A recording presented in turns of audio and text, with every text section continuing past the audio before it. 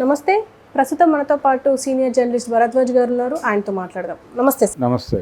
Sir, Pithapuram నుంచి పవన్ కళ్యాణ్ని అభ్యర్థిగా సెలెక్ట్ చేసినప్పటి నుంచి వెళ్ళి ఒక గొడవ జరుగుతుంది. అంటే టీడీపీలోనే వ్యతిరేకత మొదలైంది. ఈ గందరగోళంలో పవన్ కళ్యాణ్ గెలిచే అవకాశాలు ఉన్నాయంటారా? అంటే పవన్ కళ్యాణ్ గెలుస్తాడా లేదా అనే దానికంటే కూడా పొత్తు స్ఫూర్తిని తెలుగుదేశం పార్టీ నిలబెట్టుకుంటుందా లేదా అనేది ప్రశ్న.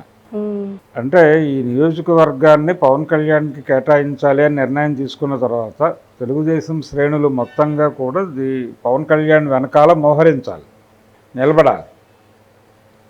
2 జెండాలు అని చెప్పి ఒక పాట కూడా రిలీజ్ చేశారు. 2 జెండాలు అని జెండా పండగ అన్న పద్ధతిలోనే మొన్న మీటింగ్ కూడా జరిగింది. చంద్రబాబు, పవన్ కళ్యాణ్ వీళ్ళందరూ జెండాలు కలిపి ప్రదర్శించి ఒక స్ఫూర్తిని క్యాడర్లో నింపే ప్రయత్నం చేశారు. కానీ నిరసన అయితే వ్యక్తం అవుతోంది. పిఠాపురంలో ఈ సీటు మీద ఆశ పెట్టుకున్నటువంటి తెలుగుదేశం పార్టీ నాయకుడు అంటే సహకరిస్తాను అని ముందు చెప్పి తర్వాత నేను చాలా ప్లాన్ చేశాను ఇక్కడ గెలుపు కోసం, ఇదంతా పోతోంది అనే ఆవేదన వ్యక్తం చేయటం. ఈ ఆవేదన ఆయన వ్యక్తం చేశాడు కానీ క్యాడర్కి అది ఇంకోలా కన్వే అయ్యింది. క్యాడర్కి కన్వే అయిన పద్ధతిలో వాళ్ళు రియాక్ట్ అయ్యారు.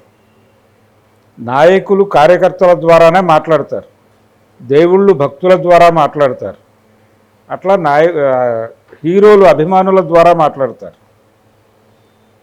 ఇప్పుడు తెలుగుదేశం పార్టీ నాయకుల మనసులో ఉన్న అభిప్రాయం ప్రకారమే క్యాడర్ వ్యవహరించింది. అక్కడ చంద్రబాబు బ్యానర్లు చింపిన, లోకేష్ బ్యానర్లు చింపిన, ఇదంతా కూడా వీళ్ళ వైపు నుంచి వచ్చిన రియాక్షన్, జన సైనికుల వైపు నుంచి వచ్చిన రియాక్షన్.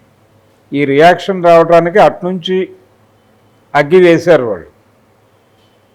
ఆ అగ్గి వేయటం వలన వీళ్ళు రియాక్ట్ అయ్యారు. అంటే హీరో గారి అభిమానులు రియాక్ట్ అయ్యారు, కొంచెం వైలెంట్గా రియాక్ట్ అయ్యారు. వాళ్ళు వాళ్ళ పద్ధతిలో వాళ్ళు రియాక్ట్ అవుతున్నారు. ఇది ఘర్షణాత్మక వైఖరికి వెళ్ళే పరిస్థితి పిఠాపురంలో గనక మొదలైతే మొత్తంగా పొత్తు తాలూకా స్ఫూర్తి దెబ్బతినేటువంటి అవకాశం ఉంది. ఇప్పటికే జనసేనలో 2 గ్రూపులు ఏర్పడిపోయినాయి.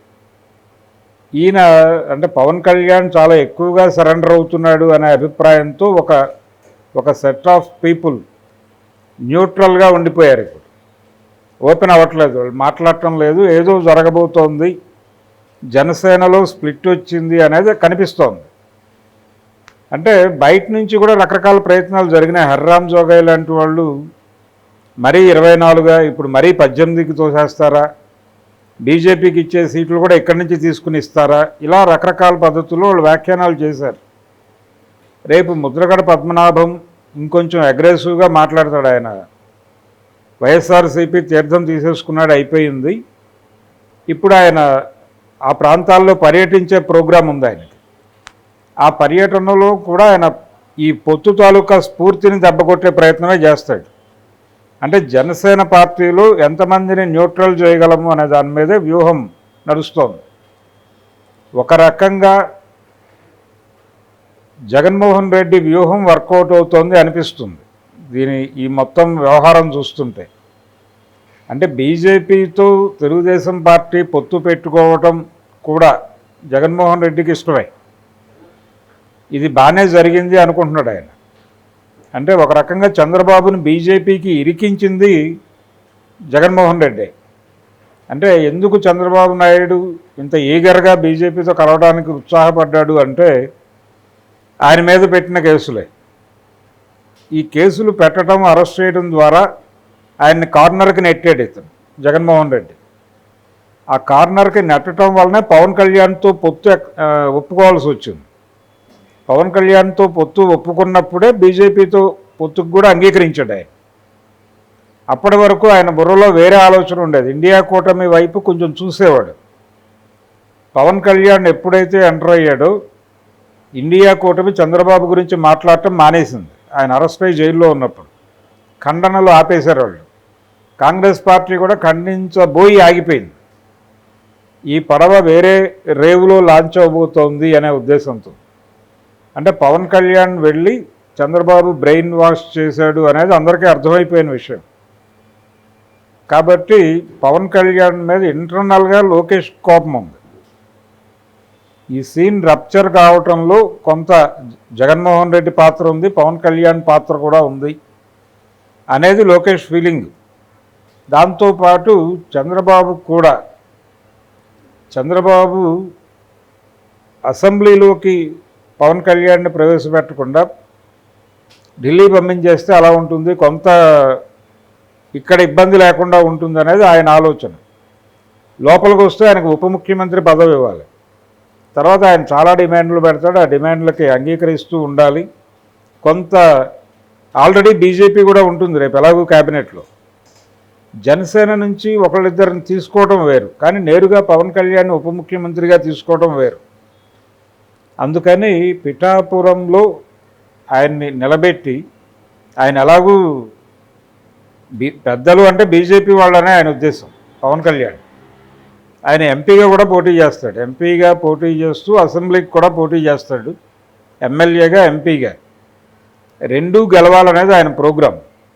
రెండూ గెలిస్తే ఇది వదిలిపెట్టి కేంద్రానికి వెళ్ళి కేంద్రంలో ఆయన మంత్రి పదవి, అది కూడా సహాయ మంత్రి పదవి కాదు, చిరంజీవిలాగా